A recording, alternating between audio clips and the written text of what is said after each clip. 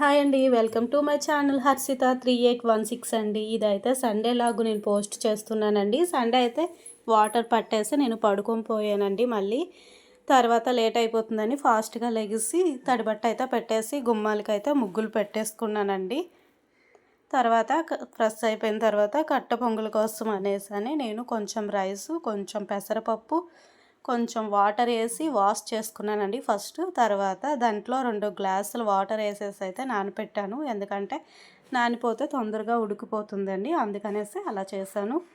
తర్వాత మార్నింగ్ మా ఇంట్లో అయితే టిఫిన్ తినమండి, చాలా తక్కువ తింటాము. మేమైతే గంజన్నం ఎక్కువ తింటాం, అదే చల్లదనం అంటారు మా సైడ్. అయితే పెరిగేసుకొని తింటాము. దానికోసం అయితే రైస్ పెట్టుకున్నాను, అదైతే అయిపోయింది. ముందు రోజు దేవుడి సొమ్ములన్నీ క్లీన్ చేసుకొని పెట్టుకున్నాను. అలాగైతే పూజ తొందరగా చేసుకోవచ్చని పూజ అయితే చేస్తున్నాను. సాంబ్రాణి ధూపం వేస్తూ మా ఆయన్ని వీడియో తీయండి అంటే నవ్వుతూ నాకు రాదు అనుకుంటూ తీశారు.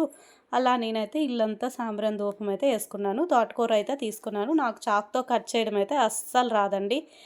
నెక్స్ట్ ఏంటంటే చిన్నప్పటి నుంచి నాకు కత్తిపెట్టే అలవాటు, దాంతో చేసుకొని నేను తోటకూర అయితే వండుకుంటున్నాను.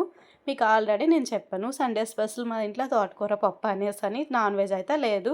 పెళ్ళి కాకముందు అయితే నాకైతే ఈ పూజలు ఏవి తెలిసేవి కాదండి. చిన్నప్పుడు స్కూల్కి వెళ్ళినప్పుడు దసరా సెలవులు అంటే ఎందుకో ఇస్తారు 10 రోజులు అనుకునేదాన్ని, కానీ ఇలా నవరాత్రులు అవుతాయని అయితే అస్సలు తెలియదు. దసరా పండగ రోజే దసరా అని తెలుసండి, ఎందుకంటే మా ఊర్లో అప్పుడు టీవీలు, ఫ్యాన్లు అవన్నీ చాలా తక్కువ. మీ చిన్నప్పుడు అయితే మా ఊర్లో పొలాలు ఉన్న మీటర్లకి, కరెంట్ మీటర్లకే ఒక కొబ్బరికాయ కొట్టి ఏదో కోడి కోసి పూజ అయితే చేసుకునే వాళ్ళమండి. నాకు అలాగే తెలుసు. కానీ పెళ్ళైన తర్వాత నవరాత్రులు, పూజలు, ఉపవాసాలు ఇవన్నీ తర్వాత తెలిసాయి. తర్వాత నేను కూడా అలా మెల్లమెల్లగా స్టార్ట్ చేయడం నేర్చుకున్నాను. అందుకని నాన్ వెజ్ అయితే పెళ్ళైన తర్వాత నుంచి అయితే నాన్ వెజ్ అయితే తినడం అంటే నవరాత్రుల్లో తినడం మానేశాను. కార్తీక మాసంలో కూడా తిననండి. కొన్ని కొన్ని అలవాట్లు అయితే మారిపోతాయండి పెళ్ళైన తర్వాత. చిన్నప్పుడు ఎలాగున్నా సరే పెళ్ళైన తర్వాత అయితే మార్చుకోవాలి, తప్పదు. ఇంకేంటంటే ఈ కూర అయితే చిన్నప్పుడు మా అమ్మ ఎక్కువ చేసేదండి. మా పొలంలో పండేది తోటకూర.